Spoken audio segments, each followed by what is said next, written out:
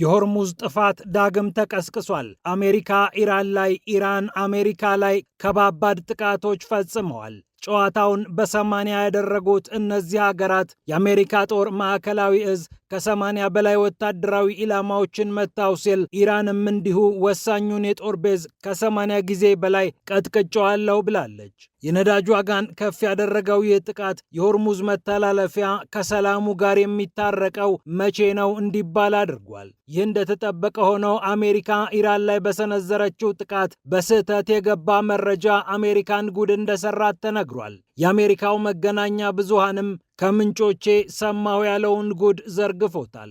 እንመለከተዋለን። ወደ ሩሲያና ዩክሬን ፍልሚያ ስናቀና ሩሲያና ዩክሬን አሁንም መታኮሳቸውን ቀጥለዋል። ሩሲያ ዩክሬንን ከአንድ ሳምንት ባነሰ ጊዜ ለሶስተኛ ጊዜ ስትመታ የወረወረቻቸውን ባሊስቲክ ሚሳኤሎች ኪየቭ ማክሸፍ አለመቻሏ ተነግሯል። ነገሩ ለዩክሬን የአየር መከላከያ ስርዓት ከአቅም በላይ የሆነም ይመስላል። ይህንንም ይዘናል። ክሬምሊን ደግሞ ዩክሬን ጦርነቱን ነገ ማቆም ትችላለች ብለዋል። ያልናትን አንድ ነገር ብቻ ታድርግ፣ ጦርነቱ እንደ ነገ ይቆማል ሲል ክሬምሊን መግለጫ ሰጥቶበታል። ጉዳዩን እንመለከተዋለን። እንዲሁም በአነጋጋሪው የኔቶ ስብሰባ የአሜሪካው ፕሬዝዳንት ዶናልድ ትራምፕ በአንካራ ቱርክ ተገኝተው 5 ውሸቶችን ዋሽተዋል ይላል ሲኤንኤን። ከቱርኩ ፕሬዝዳንት ረሲፕ ጣይብ ኤርዶዋን ጋር ባደረጉት ቆይታ ነው 5 ተከታታይ ውሸቶችን ዋሽተዋል የተባሉት የአሜሪካው ፕሬዝዳንት። ውሸቶቹና እውነቶቹ የትኞቹ ናቸው? ይህንንም ይዘናል።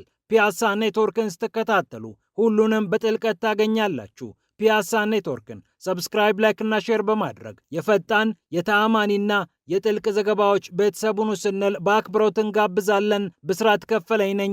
አሁን ወደ ጉዳዮቻችን አለፍን።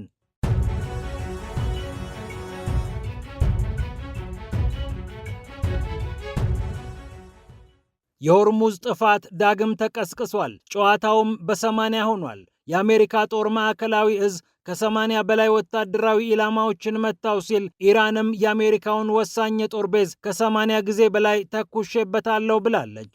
የአሜሪካ ጦር ማዕከላዊ እዝ የሆርሙዝን መተላለፊያ እያደናቀፈ ነው ባለው የኢራን አብዮታዊ ጦር ላይ ተኩስ መክፈቱን አረጋግጧል። ከ80 በላይ ወታደራዊ ኢላማዎችን መትቻለሁ፣ ከነዚህ ውስጥ 60ዎቹ በቀጥታ የኢራን አብዮታዊ ዘብ ወታደራዊ ኢላማዎች ናቸው ሲል መግለጫ አውጥቷል። የኢራኖቹን ባንደር አባስ እና ሲሪክ ደሴቶችን መትቻለሁ የሚለው የአሜሪካ ጦር በሆርሙዝ ሰርጥ ኢራን በኃላፊነት መርከቦችን የማታሳልፍ ከሆነ ጥቃቱ ተጠናክሮ እንደሚቀጥል አውጇል።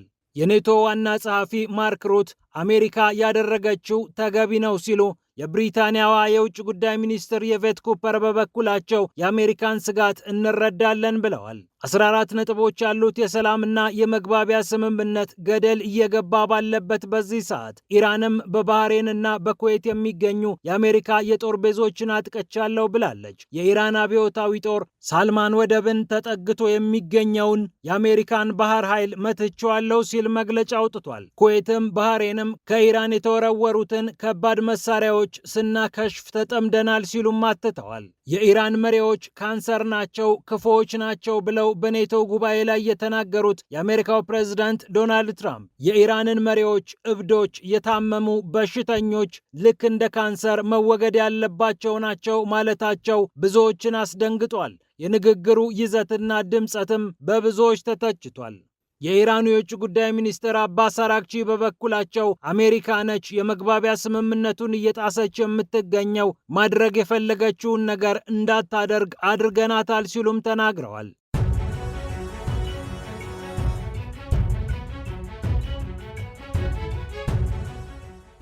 ይህ እንደተጠበቀ ሆኖ አሜሪካ ኢራንን ባጠቃችበት ጊዜ መሰረት ያደረገችው መረጃ ስህተት እንደነበር የአሜሪካ ወታደራዊ ባለስልጣናት ያውቁ ነበር ተብሏል። የአሜሪካ ወታደራዊ መኮንኖች ወታደራዊ ኢላማውን በተመለከተ ዳግም ከልሱት፣ ተመልከቱት ተብለው ከዛው ከፔንታገን ሰዎች ምክርና ጥያቄ ቢቀርብላቸውም ሳይቀበሉት ቀርተዋል ይላል የሲኤንኤን ዘገባ።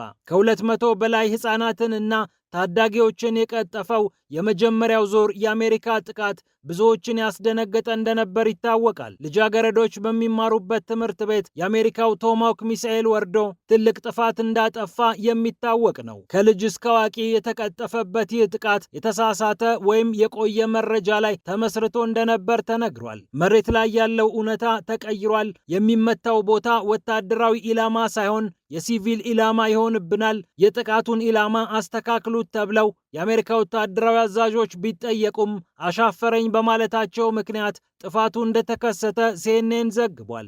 ለሲኤንኤን ምላሽ የሰጠው ዋይት ሀውስ በበኩሉ አሁንም ፔንታገን ምርመራ ላይ ስለሚገኝ ታገሱ የሚል ምላሽ ሰጥቷል። ፔንታገን እስካሁን ይፋዊ የሆነ ወይም የመጨረሻ ሊባል የሚችል ድምዳሜ በሪፖርትነት እንዳላወጣ ይታወቃል። 168 ሕፃናትን፣ 14 የሚሆኑ መምህራንን የቀጠፈው ይህ የአሜሪካ ጥቃት በመረጃ ስህተት የተፈጸመ እንደነበር ከዚህ ቀደም ሲገለጽ ቆይቷል። ዋይት ሀውስ ደግሞ እኛ አሜሪካውያን ሲቪሎችን እንደማናጠቃ የታወቀ ነው፣ የፔንታገንን ምርመራ እንጠብቃለን እያለ ይገኛል።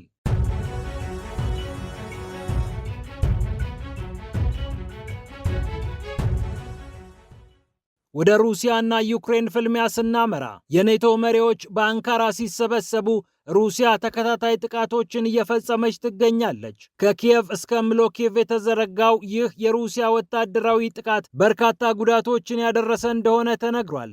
ሩሲያ ከላከቻቸው 169 ድሮኖች 80 በመቶዎቹን የዩክሬን የአየር መከላከያ ስርዓት እንዳከሸፈም ተነግሯል። ሆኖም ሩሲያ ያምዘገዘገቻቸውን 5 ባሊስቲክ ሚሳኤሎች አሁንም ዩክሬን ማክሸፍ አልቻለችም። ይህ ደግሞ የዩክሬን የአየር መከላከያ ስርዓት በከፍተኛ መጠን ክፍተት ውስጥ እንዳለና የዩክሬን ጦርም እንደ ጦር ስጋት ውስጥ እንዳለ አመላካች ሆኖ ተቀምጧል። ዩክሬን በዚህ ጥቃት ሲቪሎች ተገድለውብኛል ብላለች። በድኔፕሮ፣ በዛፖሪዥያ በድሮንና በመድፍ የታገዘው ጥቃት ብዙ አውኮኛል የምትለው ኪየቭ ተጨማሪ የአየር መከላከያ ስርዓት እየጠየቀች ትገኛለች። ከዚሁ ጉዳይ ሳንወጣ ሞስኮ ጦርነቱ ነገ መቆም ይችላል እያለች ነው። ሆኖም ይህንን ማድረግ የምትችለው ዩክሬን ነች። በተለይ የዩክሬኑ መሪ ቮሎዲሚር ዜሌንስኪ ጦርነቱን በአንድ ቀን ውስጥ ማቆም ይችላሉ ብላለች። የክሬምሊኑ ቃል አቀባይ ዲሚትሪ ፔስኮቭ ጦርነቱን የማቆም ኃላፊነት የዜሌንስኪ ነው ብለዋል። ከስዊዘርላንዱ መጽሔት ዴዌልት ዋች ጋር ባደረጉት ቆይታ ነው ይህንን የተናገሩት። ከ4 ዓመት በፊት ከሩሲያ ጋር መሆን እንፈልጋለን ያሉትን የዶንባስን ነዋሪዎች ማሰቃየት የለባቸውም፣ ጦራቸውን ከዚያ ካወጡ ጦርነቱ በፍጥነት ይቆማል ሲሉ ተናግረዋል ዲሚትሪ ፔስኮቭ። ዩክሬን ይህንን ብታደርግ ወደዚህ ጦርነት ማንገባም ነበር፣ ጦርነቱን የሙሉ ጊዜ ጦርነት ያደረጉብን አውሮፓውያን ናቸው ሲሉም ተጨማሪ ነገር አንስተዋል። አውሮፓዎቹ በቀጥታን የተሳተፉበት በሚሊዮን ቶን የሚመዝኑ መሳሪያዎችን ሰጥተው እያዋጉ ይገኛሉ። ከዚህ በላይ ቀጥተኛ ተሳትፎ የለም ሲሉ ዲሚትሪ ፔስኮቭ ተናግረዋል።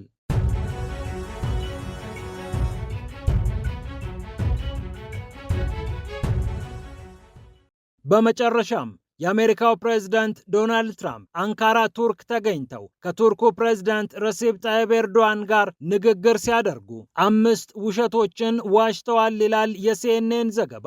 የአሜሪካው ፕሬዝዳንት በርካታ ርዕሰ ጉዳዮች ላይ አስተያየት ሰጥተዋል። ከዚህ ቀደም ይሏቸው የነበሩ ነገሮችንም መደጋገም መርጠዋል። 8 ጦርነቶችን አክሽፍ ያለው ግሪንላንድ በሩሲያና ቻይና ወታደራዊ የጦር መርከቦች ተከባለች። 19.2 ትሪሊዮን ዶላር ወደ አሜሪካ ኢንቨስት ተደርጓል። እኔ የተሸነፍኩበት ምርጫ የተጭበረበረ ምርጫ ነው የሚሉትን ነገሮች ዘርዘር አድርገዋል። ሲኤንኤን ደግሞ እስኪ እነዚህን ጉዳዮች ወይም የትራምፕን አስተያየቶች እንዲሁም መረጃዎች እንፈትሻቸው ይላል። ፍተሻውንም ከግሪንላንድ ይጀምራል። የሩሲያና የቻይና የጦር መርከቦች ግሪንላንድን ከበዋል የሚለውን ነገር እንዲህ ያስቀምጠዋል።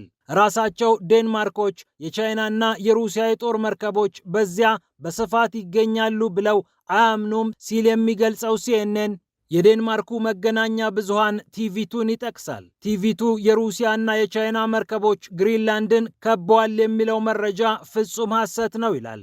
የአሜሪካው ፕሬዝዳንት ዶናልድ ትራምፕ ግሪንላንድን መቆጣጠር አለብኝ ከሚሉባቸው ምክንያቶች አንደኛው ሩሲያና ቻይና ጦራቸውን ወደ ግሪንላንድ እያስጠጉ ይገኛሉ የሚል ነው። ሆኖም ይህ በዴንማርካውያንና በግሪንላንድ ሰዎችም ጭምር የማይታመን ነው። ምናልባት እርሳቸው እንደ አሜሪካ ፕሬዝዳንት አንዳንድ የደህንነት መረጃዎች ቢኖራቸው እንኳ በዚህ ደረጃ ተከቧል የሚያስብል ነገር የለም ሲልም ይቀጥላል። ሁለተኛው የትራምፕ ንግግር ጦርነቶች ላይ ያተኩራል። 8 ጦርነቶችን ቋጭቻለሁ፣ የሰላም ስምምነት አስፈርሜያለሁ የሚል ፉከራ እንዳላቸው ይታወቃል። የዋይት ሀውሱ አለቃ ከነዚህ ግጭቶች ከተባሉት መካከል የግብፅና ኢትዮጵያ ጉዳይ ይጠቀሳል የሚለው ሲኤንኤን ዲፕሎማሲያዊ ሰጥ አገባ እንጂ ጦርነት አለመጀመራቸውን ያትታል። ከዚህ በተጨማሪ ሰርቢያና ኮሶቮም ምንነቱ ያልታወቀ አለመግባባት እንጂ ጦርነት ጀምረዋል የሚያስብል አይደለም ሲል የሚያትተው ሲኤንኤን ወደ ሩዋንዳና ወደ ኮንጎ ጉዳይ ያመራል። የሩዋንዳና የኮንጎ ጉዳይም አሁንም ድረስ ያልተቋጨ የሰላም ስምምነት ቢኖርም ጦርነት ተደመደመ የሚያስብል አለመሆኑን ይጠቁማል። የእስራኤልና የኢራንን ጉዳይን ጨምረው 8 ጦርነቶችን አክትሜያለሁ የሚሉት እኒህ ሰው እስኪ በእስራኤልና በሐማስ ወይም በእስራኤልና በኢራን መሃል ቆሟል ሊባል የሚችል ደረት የሚያስነፋ ሰላም አለ ወይ ሲልም ይጠይቃል። ሶስተኛው ውሸት ነው የተባለው ጉዳይ ደግሞ ዩክሬንን የሚመለከት ነው። የቀድሞ የአሜሪካ ፕሬዝዳንት ጆ ባይደን በ100 ቢሊዮን ዶላሮች የሚያወጡ ወታደራዊ መሳሪያዎችን ለዩክሬን ሰጥተዋል ሲሉም ይናገራሉ። ሲኤንኤን ግን ኬል ኢንስቲትዩትን ጠቅሶ እንዲህ ይላል። አሜሪካ በባይደን ዘመን 74 ቢሊዮን ዶላር ዋጋ ያላቸውን ወታደራዊ ቁሳቁሶችን ነው ለዩክሬን ያቀረበችው። አጠቃላይ የፋይናንስ ድጋፉ ሲጨመር ግን 132 ቢሊዮን ዶላር ይሆናል። ጦር መሳሪያዎቹ ብቻ በ100 ቢሊዮኖች አያስወጡም ሲልም ይቀጥላል። እርግጥ ነው ባይደን የቆዩት 4 ዓመት ነው። ከዚያ ውስጥም በጦርነቱ ጊዜ ውስጥ የቆዩት 2 ዓመት ቢሆንም 74 ቢሊዮን ዶላር ለወታደራዊ ድጋፍ መስጠታቸው ቀላል የሚባል አይደለም። የፋይናንሱን ሲጨመር 132 ቢሊዮን ዶላር ለዩክሬን ተሰጠ ማለት እንደ ቀላል የሚታይ ባይሆንም ትራምፕ የጠቀሱትን ያህል ግን ላይሆን ይችላል። አራተኛ ጉዳይ ተብሎ የተቀመጠው ደግሞ የተለያዩ የዓለም ሀገራት 19 ትሪሊዮን ዶላር በአሜሪካ ኢኮኖሚ ላይ ኢንቨስት አድርገዋል እኔ ከመጣሁ በኋላ የሚለው ንግግራቸው ነው። 19.2 ትሪሊዮን በትክክለኛው ሲቀመጥ ብለውም ነው ያተቱት።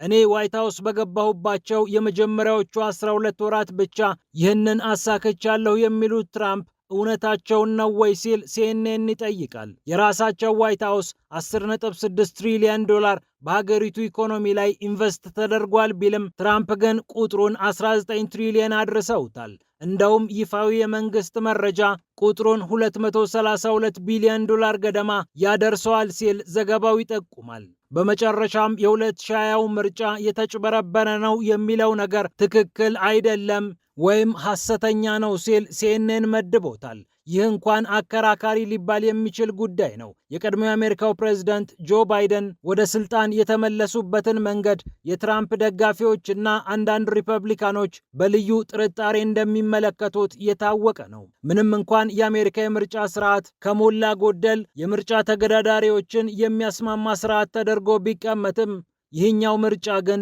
ጥያቄ ሲነሳበት ቆይቷል። ፒያሳ ኔትወርክን ስትከታተሉ ስለቆያችሁ ክብረት ይስጥልን ብለናል። ፒያሳ ኔትወርክን ሰብስክራይብ፣ ላይክ እና ሼር በማድረግ የፈጣን የተአማኒና የጥልቅ ዘገባዎች ቤተሰቡን ስንል በአክብሮት ጋብዘናል። ብስራት ከፈለኝ ነበርኩ። ሰላም ለዓለማችን።